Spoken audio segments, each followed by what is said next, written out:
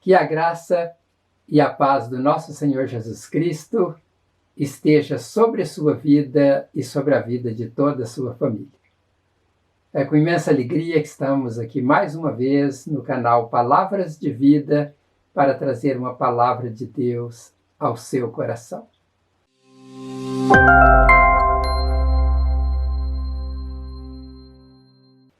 O tema da mensagem de hoje é Cuidado para não cair. Provavelmente você já entrou em algum estabelecimento onde tinha uma placa alertando: cuidado, piso molhado.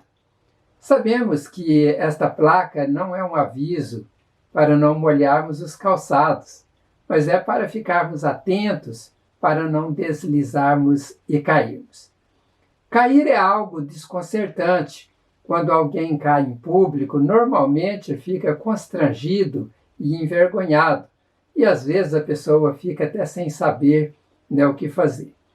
Mas cair em um piso molhado ou em um chão escorregadio é algo que pode acontecer com qualquer pessoa, e a forma de superar o tombo é se levantar, e continuar andando. Mas há casos na vida em que pessoas caem e nem conseguem se levantar mais. Eu quero, na reflexão de hoje, falar então sobre esse tema, cuidado para não cair, mas tratando da área espiritual, que é tão importante para todos nós. E por que digo que é muito importante? Porque se uma pessoa cair e acontecer o pior, que ela vier a morrer, o corpo desta pessoa será sepultado e depois este corpo morto não sofrerá mais nenhum dano a não ser a decomposição. Mas se a pessoa cair espiritualmente, ela poderá sofrer o dano aqui na terra em seu corpo e sofrerá o dano também depois no novo corpo que ela receberá após a ressurreição, e este dano nunca terá fim, será um sofrimento eterno. Então, diante desta gravidade, eu convido você a ficar comigo até o final desta reflexão, para que você receba uma palavra bíblica para lidar contra este mal.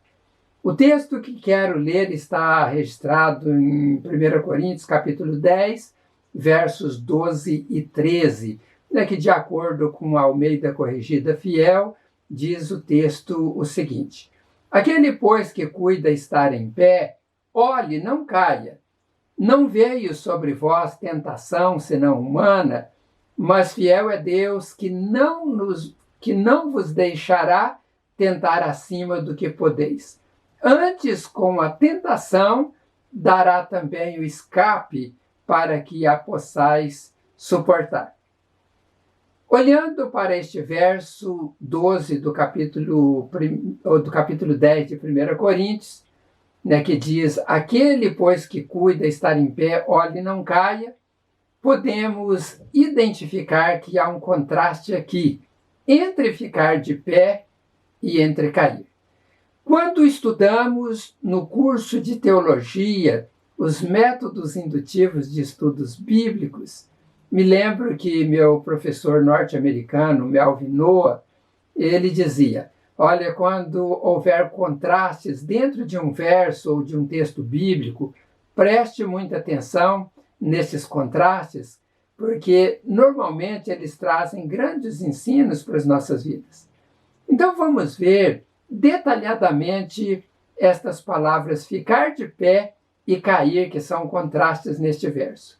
No grego, a palavra ficar de pé é a palavra esteme, e ela significa permanecer firme, significa manter-se íntegro, sustentar a autoridade, estar seguro, estar pronto ou preparado, ter uma mente firme, ter qualidade, e ser alguém que não hesita e não desiste. E, por final, também tem o significado de fundação de uma construção. Olhando para tantos significados desta palavra, podemos concluir que o texto não está apenas alertando para que a pessoa se cuide para não cair, no sentido de desviar-se completamente dos caminhos de Deus. Mas cuidar para não hesitar, cuidar para não ter a mente abalada, cuidar para não deixar com que a qualidade e a integridade já alcançada caia, cuidar para continuar seguro, mantendo a autoridade recebida de Deus. E tendo tudo isso como uma fundação de uma construção que, se for sendo tirado cada item, a estrutura começará a ser abalada até desmoronar tudo. Em resumo, a palavra está dizendo: não deixe nada abalar na sua estrutura espiritual, porque você pode achar que está de pé, mas a fundação já está sendo ruída por pequenos problemas, e se você não corrigir estes problemas, a casa vai cair. A segunda palavra que quero destacar é justamente esta palavra cair. Esta palavra no original grego é a palavra pipto, né? E esta palavra ela tem também vários significados, né? Como, por exemplo, descender de um lugar mais alto para um lugar mais baixo, né? Como, por exemplo, estar perdido, né? Cair em ruína, estar dominado pelo terror, pelo espanto ou sofrimento, ou sob o ataque de um espírito maligno, ou perder, né, um estado de prosperidade, perder virtudes, perder autoridade, não ter mais força, cair de um estado de retidão e falhar em participar. Vejam aqui, também há uma grande gama de significados importantes. Olhando para esses significados, alerta para não cair poderia ser traduzido assim: você que julga estar de pé, cuide para não sair do ponto alto que você já alcançou e começar a descer para um ponto mais baixo. Não deixe cair o seu estado de retidão. Não deixe diminuir as suas virtudes. Não perca a sua autoridade dada por Deus. Não deixe que terrores te dominem, nem espantos ou sofrimentos. Nem qualquer ataque maligno que possa fazer você perder a força ou que possa te levar a ficar perdido, te levando para a ruína. Não falhe em participar da obra e dos projetos de Deus. Veja quanta coisa nós podemos extrair, né, desta palavra cair com base no texto original. A tradução aqui está bem longa, mas utilizei apenas os significados desta palavra original cair, né, e parafraseei o texto. Nós podemos ver nestas duas palavras que alerta é para não deixarmos que nada de negativo ou de males venham nos atingir. Porque se não cuidarmos, eles nos derrubarão completamente. Para você entender como pequenas falhas podem redundar em grandes tragédias, eu quero citar o exemplo de duas grandes tragédias que ocorreram no Brasil, que foram os rompimentos da barragem de rejeito de Mariana, né, que aconteceu dia 5 de novembro de 2015, e esta barragem, quando rompeu, né, ela despejou mais de 43 milhões de metros cúbicos de rejeitos no meio ambiente, né, matando 19 pessoas.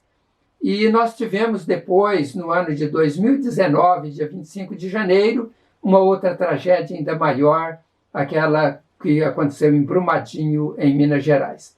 Daqui, depois do rompimento da barragem, foram despejados mais de 12 milhões de metros cúbicos de rejeitos no meio ambiente, e causou naquela ocasião a morte de mais de 250 pessoas, além dos grandes prejuízos causados ao meio ambiente, que, segundo alguns técnicos, levarão mais de 100 anos para serem revertidos.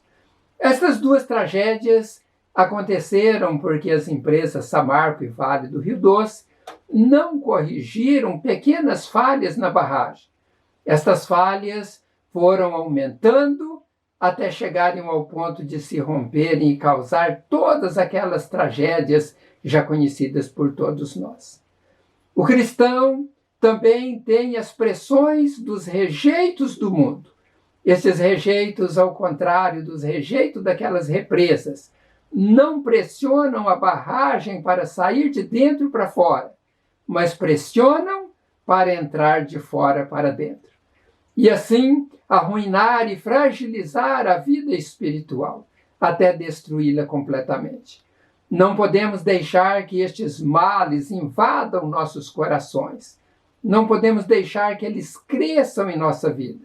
Se deixarmos eles entrarem, eles nos levarão a cairmos e depois não será fácil se levantar. Precisamos ter a consciência que nem sempre pessoas sobrevivem quando caem. Então, o melhor é cuidar para não cair.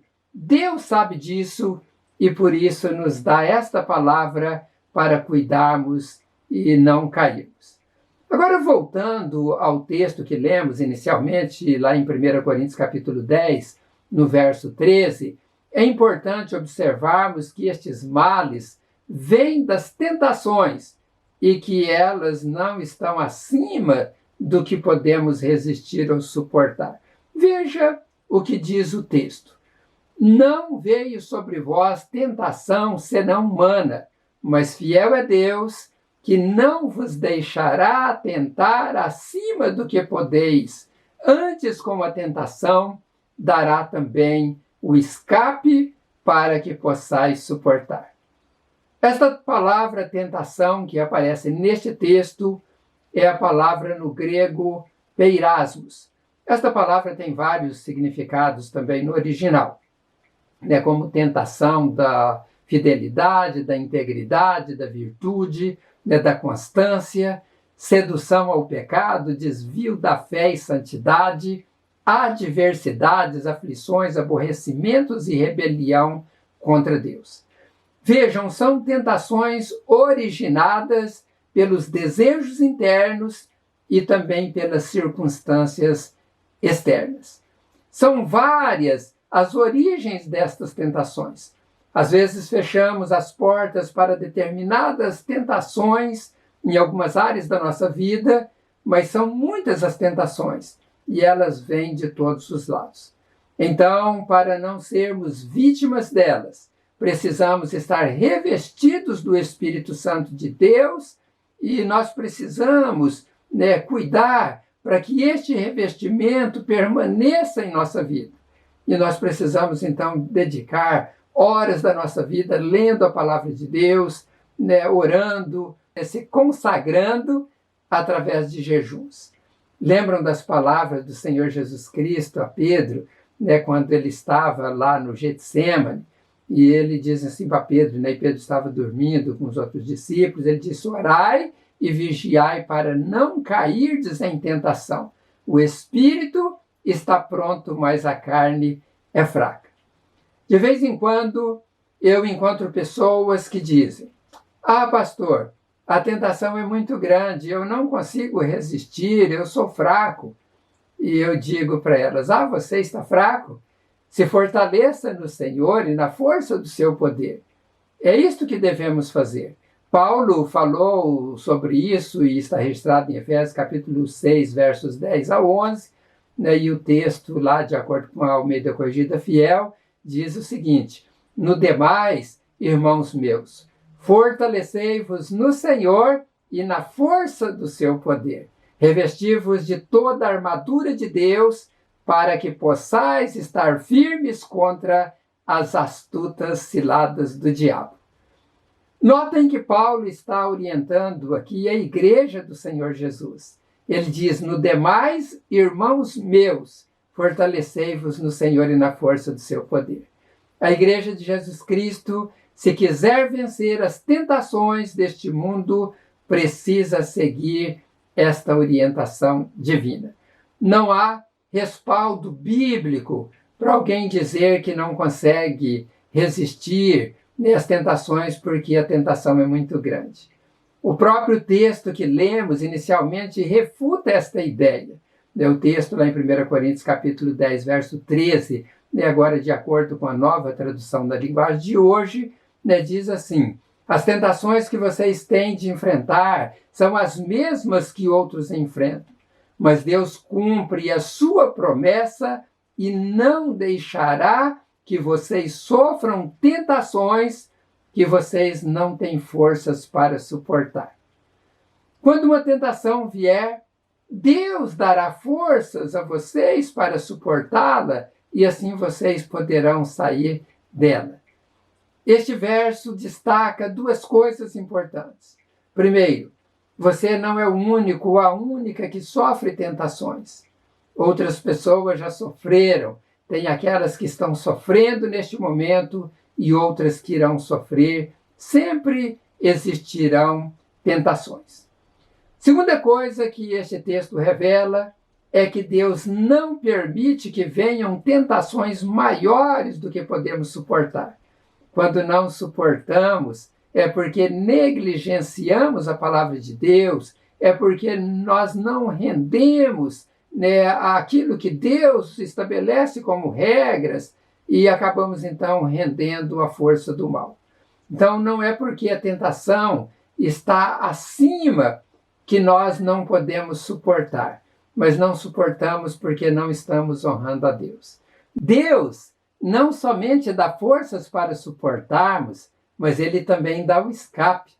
De acordo com o que está registrado em 1 Coríntios capítulo 10, verso 13, a parte B, ali de acordo com a NVI, o texto diz o seguinte: mas quando forem tentados, ele lhes providenciará um escape para o que o possam suportar. Vejam, Deus dá o escape, ele dá as condições para que possamos suportar as tentações. Mas como eu já disse, precisamos estar com a nossa vida no altar do Senhor, nosso Deus, para encontrarmos esta força que ele nos dá. Fora do altar de Deus, não há esta força, não há este poder de resistência, não há a motivação para seguir o caminho do escape apontado por ele. Eu quero concluir dizendo o seguinte: você que está de pé, cuide para não cair. Nem todos que caem conseguem se levantar e dar continuidade na caminhada neste mundo. Então, ore, leia a palavra, se consagre para que você sempre opte pelo escape oferecido por Deus. Eu quero também dirigir uma palavra àqueles que se encontram caídos. Se você está caído, saiba que Deus não desistiu de você. Ele não te abandonou. Lembra da parábola do filho pródigo, que o pai sempre estava aguardando o filho retornar, e quando ele retornou, o pai o recebeu de braços abertos e festejou o seu retorno? Deus sempre está esperando os seus filhos que se distanciaram dele retornarem para os seus braços. Mas aqui há algo importante a ser feito. É necessário lembrar de onde caiu. É necessário reconhecer o erro e é necessário querer voltar para os braços do Pai.